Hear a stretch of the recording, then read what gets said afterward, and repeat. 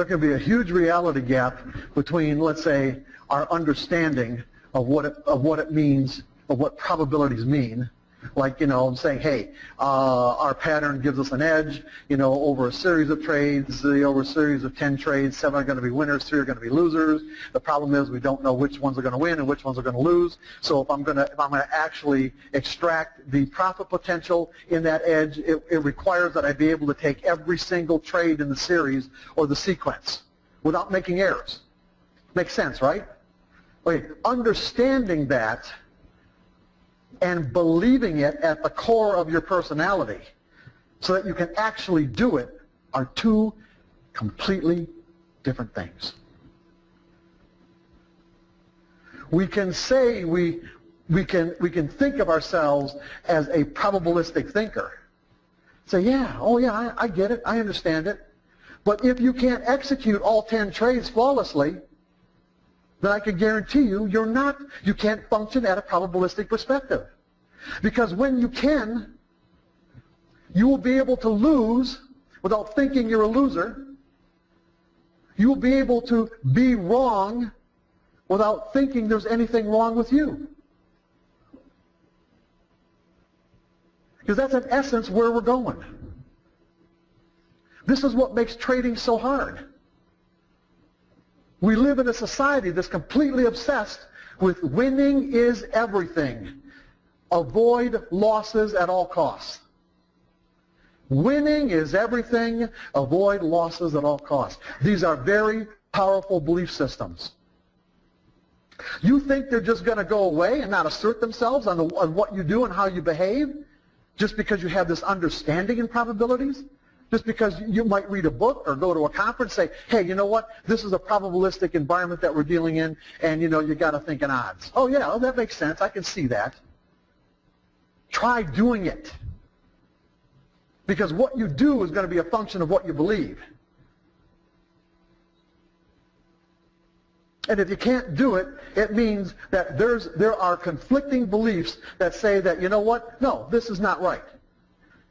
I think my analysis should tell me what's going on. And even though at a conscious level you're thinking, no, that's not what this is all about, it doesn't mean that that energy isn't asserting itself on how you behave. Otherwise you wouldn't be afraid. You were at the casinos last night. How is it that if we lose, it taps us into, we have a losing experience. It can tap us into all the accumulated negative energy, like I put yesterday, of what it means to lose in our life. Losing has the potential to tap us into all this negative emotional energy. I don't want to feel that way. Most people with, let's say, a normal psychological makeup also don't want to feel that way. We will avoid this at all costs. I don't like the feeling of what it means to be wrong, all the negative energy. Brings up all the times we're berated as kids, someone ridiculing us, teachers, coaches, whatever. So if my trading experiences have the potential to tap me in to these two belief systems or these memories, the memories of what it means to lose and what it means to be wrong, well, you know what? I've got big problems, because you know what? If I can't lose and I can't be wrong without it resonating, negative emotional energy, there's only one other way that I can think of to help me avoid tapping into all this, and this through analysis. So in one sense, we're going to say, well, I'm a trader, which means I'm a risk taker. But the reality is we're using analysis to do everything to avoid tapping into the memories of losing and the memories of what it means to be wrong. And it doesn't work. What we're trying to tell you is this doesn't work. Because there isn't any analytical regimen or system that you can come up with that will guarantee that the next trade is going to work.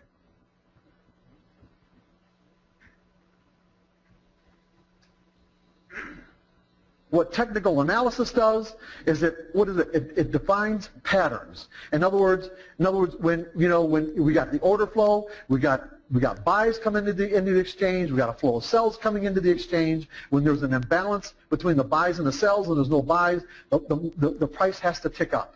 When there's an imbalance between the sells in relationship to the buys, the price has to tick down.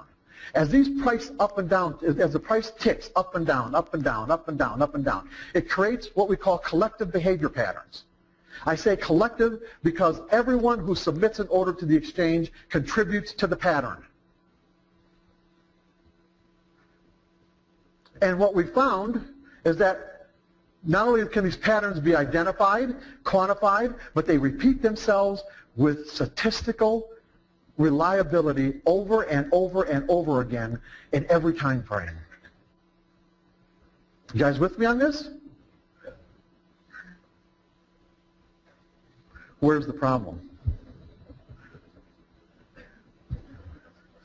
What? Go ahead, Tony.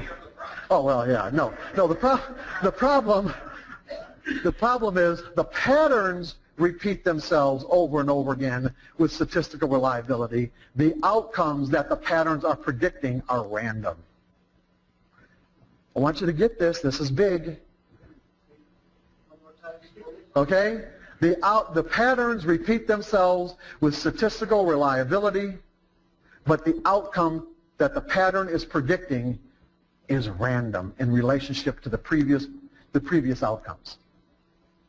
There's a completely random distribution between wins and losses over a series of edges, or the criteria that define their edges. Exactly. That's right. That's how casinos make money. They're gambling on each individual. They know that's a gamble. Each individual outcome is unpredictable and unknowable, but over a series of events, the law of probabilities will work its magic, and they don't need to worry about the outcome to each individual event. So now you tell me, nobody likes tapping into the pain. No one likes tapping into the pain. And yet walk into the casino and watch people sit in front of a slot machine for hours and pump money into that machine knowing they're going to lose. Not only knowing they're going to lose, experience losing, and why is it that they're not experiencing emotional pain? They are losing. Why aren't they experiencing emotional pain? Well, it's one at a time. Somebody raise their hand, whatever. Go ahead. Yeah, well, let's put it this way. You say they're expecting the next one. They don't know if the next one's going to be a winner. The next one may be a winner, and the whole idea of it being fun is because they're going to be surprised if it is.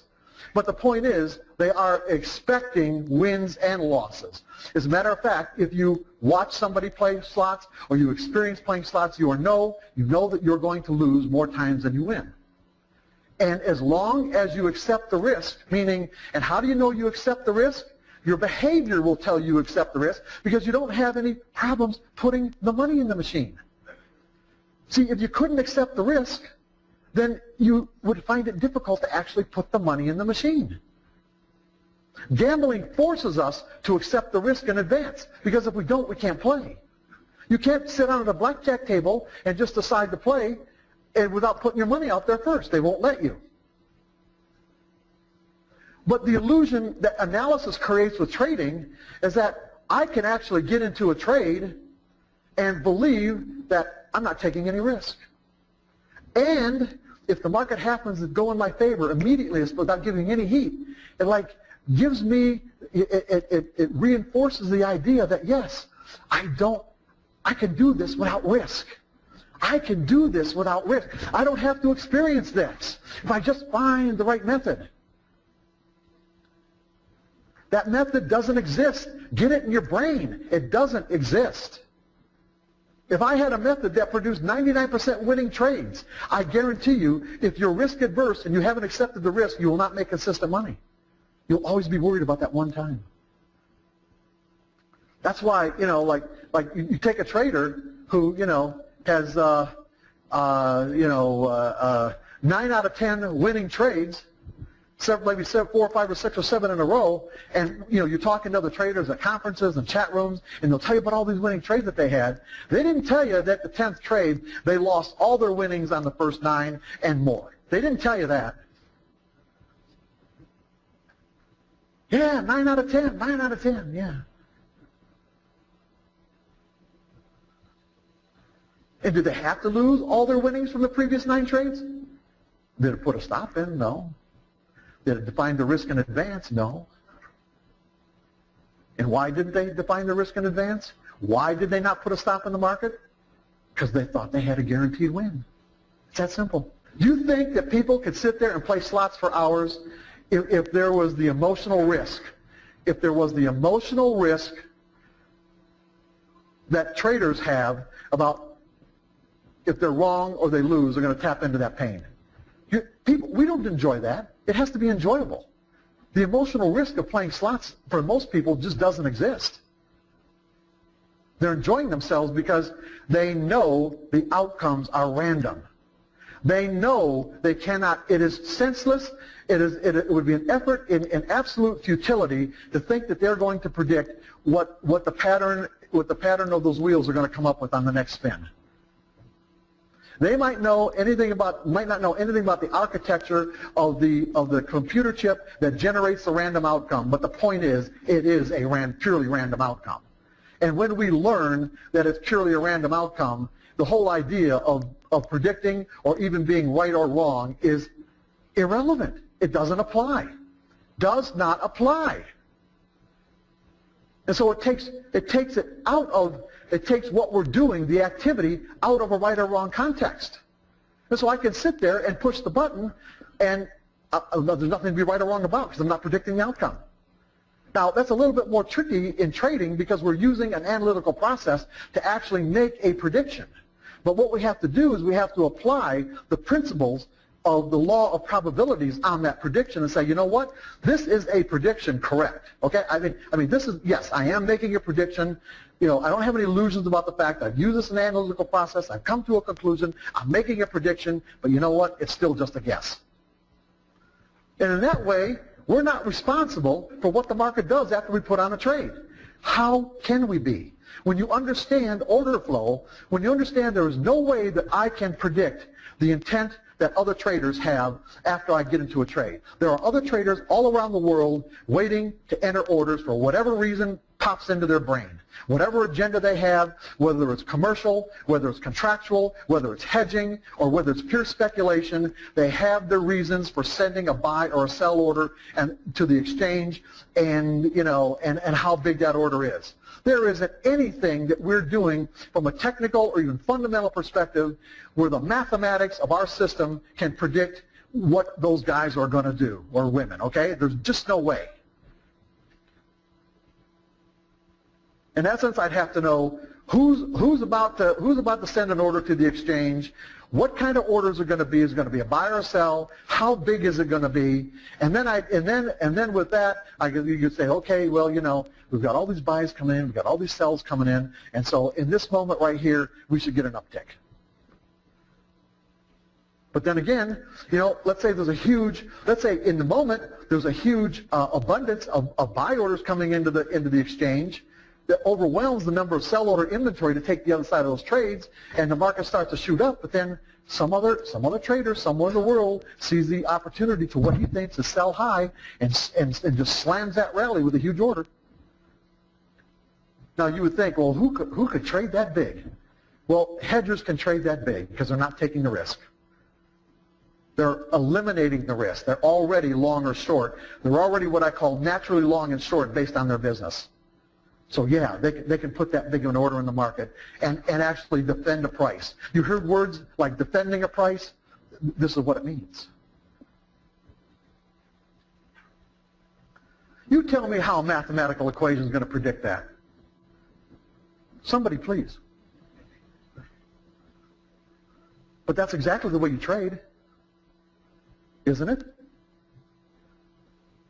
Isn't that exactly the perspective in which you take?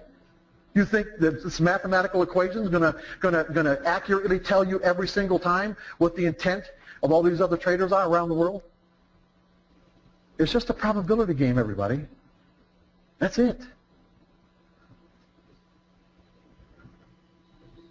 And analysis makes us think it's something else because of the erroneous and connections that we make and erroneous assumptions that we make. It's like, yeah, okay, again, I've said again, I did my analysis. I made a prediction. The prediction was absolutely correct. So the reasons why I made the prediction must be the same reasons why the market went in my favor. And that way, I knew what was going to happen. I knew what was going to happen.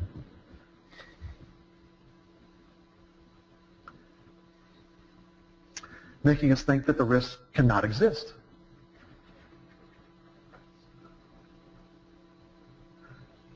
If you're trading to avoid being wrong, if you're using analysis to avoid being wrong in any capacity at all, even just the tiniest bit, if you're using analysis to avoid being wrong and avoid losing, it doesn't work.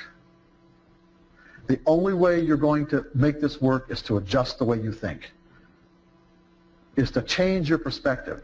That what you're doing doesn't have anything to do with, you're going to need, your predictions have to be correct, but your reasons for making the predictions do not. In most cases, for the typical screen-based trader, most of the trades they put on, there is virtually very little correlation between the reason why the market went in their favor and the reason why they put on the trade. Very little correlation. And what do I mean by correlation? How would I find that out? I would have to be able to inventory. If I went long based on a moving average, and my moving average crossed, and I put a buy order in the market, and then 3 or 4 minutes later the market started rallying, and I'm thinking that okay, that's well, I have the right reason for making this. My technical reasons must be be correct because it made the correct prediction. I would actually have to go out and determine all the traders who put buy orders in the market that actually caused my trade to become a winner, because I couldn't make my own trade become a winner. I can't trade at a level where, for an example, if and there are a lot of traders who can, a lot of traders who have strategies to do exactly this. Okay, that when they see how many bids and offers there are at certain price levels, at certain significant reference points that they know they might be able, like I said yesterday, like stampede people out of a position or even into a position that helps them out. Okay, all they have to do, if the price is at 10, all they have to do to bid it up to 11 is just simply take out all the offers. If there's X number of offers at 11, all they got to do is hit them. That's it. And the price automatically goes to 11. Then all they have to do to get it to 12 is hit all the offers again. That's it. They're actually creating their own price movement. They know why the market's moving. They know why it's moving because they're doing it. And they are making their own trades winners because everyone who took the other side of their trade at 11, when it gets bid up to 12, is a loser. Everyone who took the other side of their trade at 12, when they bids it up to 13, is a loser. Now, this can be a dangerous strategy. You have to have a lot of capital and a lot of balls, because as their position size grows, for them to get out of that trade, what do they have to do to get out of that trade? They got to reverse everything. In other words, they have to become sellers, which means that if they have a huge position that they built, a huge long position they built up, there has to be buy inventory for them to get out of that position. In other words, they become sellers, and if there isn't enough buy inventory for them to get out of that position, they can actually force the price right back down again. What's what they? Well, hey, yeah, it's like right. There's a very famous guru on TV. I'm not going to mention his name, but about 6 or 7 years ago, he was doing an interview on the street, as a matter of fact, and kind of bragging actually before he became really famous. And he talked about a strategy, and this is This is something it's probably still done. I couldn't really, I don't watch the markets enough to really say, but it's like if you watch to see what kind of orders are flowing, the size of the orders that are flowing into the exchange towards the close. So let's say we've been in an uptrending market, and it's like retail traders who need the most confirmation. They're the most risk adverse, so they need the most confirmation that something's going to work. Okay, so to get into a trade. So this is a particular stock, for example. So they see a lot of 50 share, 100 share, 200 share orders flowing into the exchange on the close. What do they know? They know a lot of retail people are buying into the whole idea, right? So what they're going to do is, they're going to see what kind of bids and offers are lining up before the close or before the open the next morning. And he would say, hey, you know what, depending on the stock, he might have to allocate, anywhere from $30 to $50 million to take out all of the bids. So let's say the market is slated to open right here. He might allocate $50 million or whatever it took to take out all the bids to drive the price down in the open, at the open. And all those, not all, but many of the people that bought on the close the previous day, this was the close the previous day, they're going to think, oh my God, what did I do? They're going to start selling, okay? Their sell orders are now going to help create this downward movement because there's an imbalance between the number of the buys and the number of sells. And as soon as they start coming into the market with their sell orders, he reverses his position and starts taking the other side of those sell orders as a buyer. So he was able to get in on this trending market, for an example, at a lower price. So you just force the market lower, he gets in at a much lower price, and then the market just reverses back up again and keeps on going. This is a valid strategy that people have been using for years.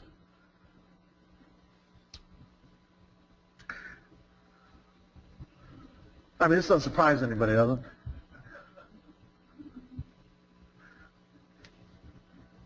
it? So it's like you got to be able to do this. You got to be able to do it. You got to be able to get yourself into an emotional state of mind, like a person who's playing a slot machine. It's like, how do I lose without feeling like a loser? Real simple. You're not losing. This business requires expenses. Now, you're laughing, but it's true. You think that's the way? You think the casinos, the board of directors and the management of casinos, when they're looking hand by hand, they're saying, "Oh my God, we just lost $1,000. Oh shit, we just lost $5,000. What am I going to do here? What am I going to do?" These are expenses.